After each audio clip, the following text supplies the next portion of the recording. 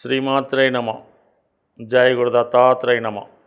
ఈ వీడియోలో మనం మీనరాశి వారికి అక్టోబర్ 2వ తారీఖు అనగా విజయదశమి నుంచి వీరి జీవితంలో ఉన్నత స్థాయికి ఎదగాలంటే ఏ ప్రయత్నం ద్వారా వీళ్ళ జీవితంలో విజయం సాధించవచ్చు అన్న విషయాన్ని ఈ వీడియోలో తెలుసుకునే ప్రయత్నం చేద్దాం.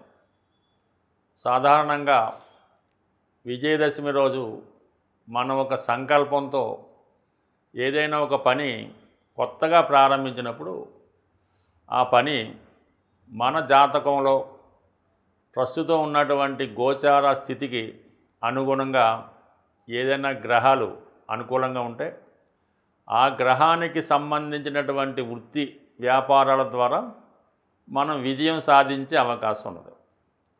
అయితే మీనరాశి వారికి ప్రస్తుతం జన్మశని ప్రభావం వల్ల చాలా వరకు వ్యాపారం సంబంధించిందంటే పెట్టుబడి పెట్టి చేసే వ్యాపారాలు ఈ సమయంలో వీళ్ళు ఆలోచించవలసి ఉంటుంది. ఎందుకంటే ఇప్పటికే చాలా వరకు ఆర్థిక పరంగా నష్టపోయి ఉంటారు, చేతిలో రొటేషన్ కూడా తగ్గిపోయి ఉంటుంది. కాబట్టి కొత్తగా రుణ ప్రయత్నాలు చేయకుండా ఉన్న వనరులతోనే జాగ్రత్తగా ఏదైనా కొత్తగా ప్రారంభించవలసి ఉంటుంది.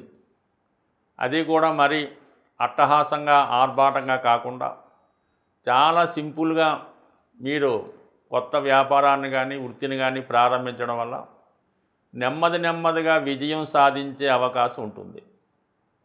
ఇక్కడ మనకు ముఖ్యంగా ఈ మీనరాశి వారు మరి పెద్ద ప్రయత్నాలు ఏమీ చేయకుండా నెంబర్ 1గా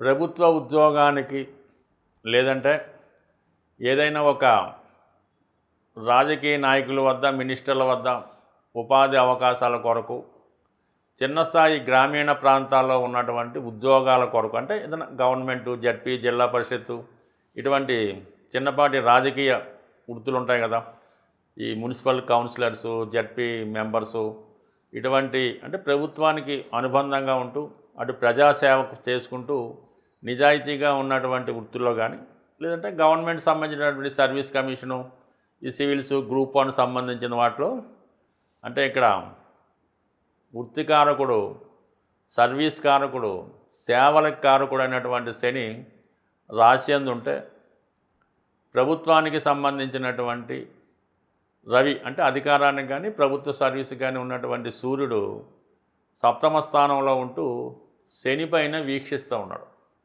ఈ కారణం వల్ల ఏమవుతుందంటే మీకు వారసత్వంగా వచ్చే వృత్తులు ఏవైనా ఉంటే మీరు ప్రయత్నం చేయొచ్చు. ఒక రాజకీయ పదవి, ఒక ఎండోమెంట్స్లో పదవి, లేదంటే మీ పెద్దవాళ్ళు ఏదన్నా వృత్తిలో ఉంటే ఆ వృత్తిలో ప్రవేశించడం అన్నది ఈ శుభముహూర్తంలో ప్రారంభించుకుంటే నెమ్మదిగా మీరు వృత్తిపరమైనటువంటి సక్సెస్కి ప్రధానంగా ముందుకెళ్ళడం జరుగుతూ ఉంటుంది.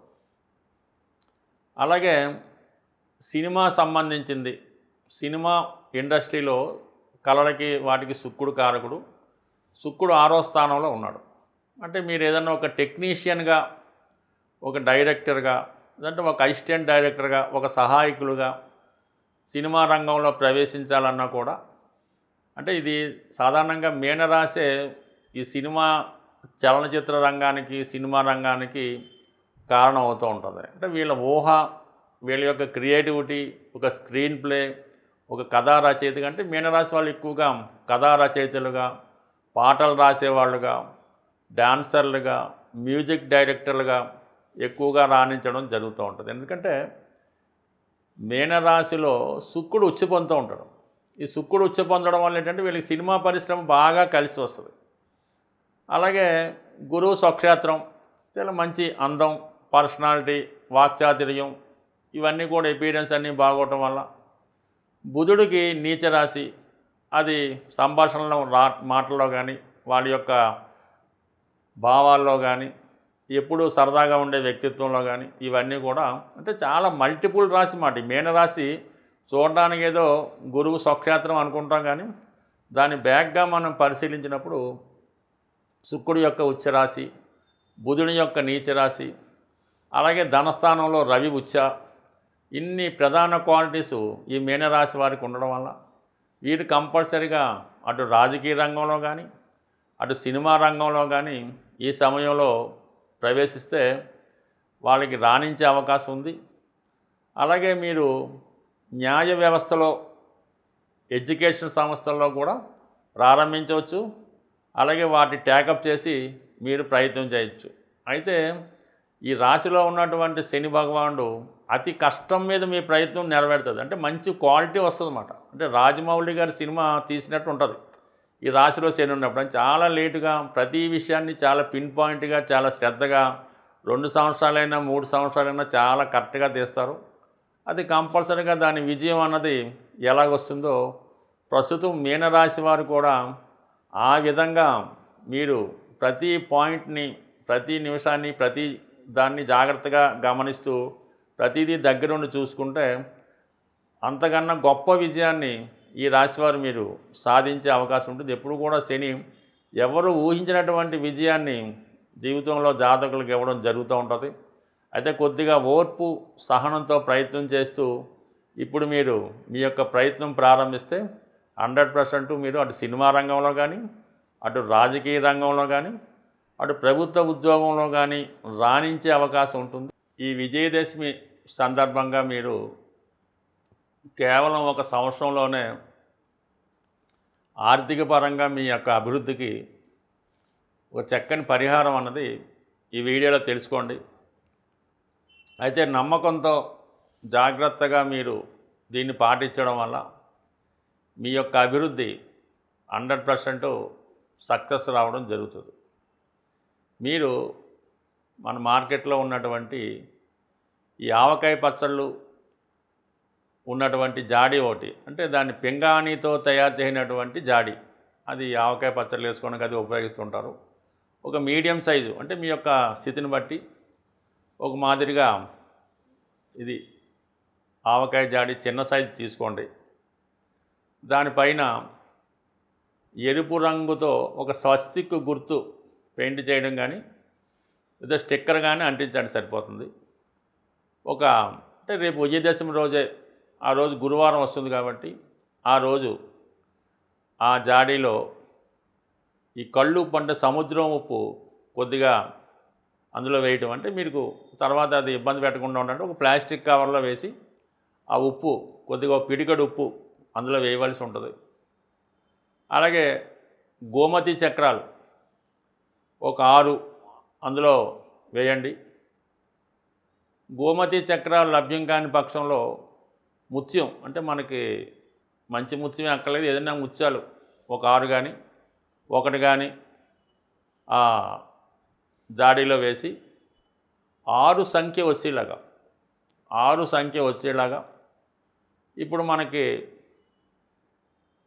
10 రూపాయలు కాయిన్లు అవి వస్తున్నాయి కాబట్టి మరి 3 100 రూపాయల నోట్లు, 3 10 రూపాయల కాయిన్లు, అంటే మొత్తం మీద 330 రూపాయలు అవుతాయి. అంటే సంఖ్య 6 వచ్చింది కాబట్టి, అంటే ముందు రోజు విజయదశమి రోజు అలా వేసి దాని తర్వాత వారం నుంచి ప్రతి శుక్రవారం రోజు కూడా ఈ విధంగా 6 సంఖ్య వచ్చేలాగా 510, 5100 మీకు ఎంత వీలుంటే, అంటే కంపల్సరీగా మీరు సంకల్పం వేసుకుంటే ప్రతి వారానికి కొంత పెరుగుతుంది. ఈ వారం 510 వేస్తే వచ్చే వారానికి 5001 అన్నా వేయచ్చు. ఆ విధంగా పెరుగుతూ ఉంటుంది. ఈ విధంగా 52 వారాల పాటు మీరు దీన్ని పోయడం, అంటే ఈ ధనం ఏమవుతుందంటే ఈ కొత్త నోట్లా వేయటం వల్ల పైకి ఉప్పుతో పొంగుతున్నట్టు అనిపిస్తుంటుంది. దాన్ని నొక్కు పెట్టి ఆ మూత పెట్టేస్తూ ఉండాలన్నమాట. ఈ విధంగా ధనం మీకు బయటకు వచ్చే విధంగా కంప్లీట్గా ఒక 1 ఇయర్ దాన్ని వేసి దాన్ని 1 సంవత్సరం మళ్ళీ విజయదశమి రాజుకి ఆ ధనంతో ఏదైనా ఒక గోల్డ్ ఎంత వస్తే అంత గోల్డ్ అది కొని అమ్మవారి రూపో లేదన్నా పెట్టి మామూలుగా అది మీ ఇంట్లో మీ అర్ధాంగికో మీ మదర్కో లేదంటే అమ్మవారికో పెట్టడం వల్ల కంప్లీట్గా మీ యొక్క అభివృద్ధి మీరు 1 సంవత్సరం పాటు చేసి చూడండి. ఇందాక మనం ఏ రాశి వారికి ఆ రాశి చెప్పిన విధంగా మీకు అనుకున్న విధంగా గ్రహానికి అనుకూలంగా అది చేస్తూ ఈ విధంగా ఈ రెమెడీ పాటించడం వల్ల అవకాశం లేని వాళ్ళు కేవలం 60 రూపాయలతో అయినా స్టార్ట్ చేయొచ్చు. ప్రతి వారం 60 రూపాయలు వేయటం వల్ల చాలా వరకు ఎందరికో ఇది మామూలు సాధారణ వాళ్ళు ఈరోజు కోటీశ్వరులుగా మారడం జరిగింది. ఒకసారి మీరు కూడా ఈ రెమెడీ ఆచరించండి. అయితే ఆవకాయ జాడి పింగాణి తెలుపు రంగు కలర్ ఏదైనా పర్లేదు, స్వస్తిక్ దాని మీద స్టిక్కర్ కానీ పెయింట్ కానీ వేయవలసి ఉంటుంది. కంపల్సరీగా సాల్టు, గోమతి చక్రాలు, ముత్యాలు ఇవి వేయాలి. ఇవన్నీ లక్ష్మీప్రదం. ఇవన్నీ చేయడం వల్ల కంప్లీట్గా మీ యొక్క ఆర్థిక స్థితి బ్రహ్మాండంగా మారుతుంది. స్వస్తి.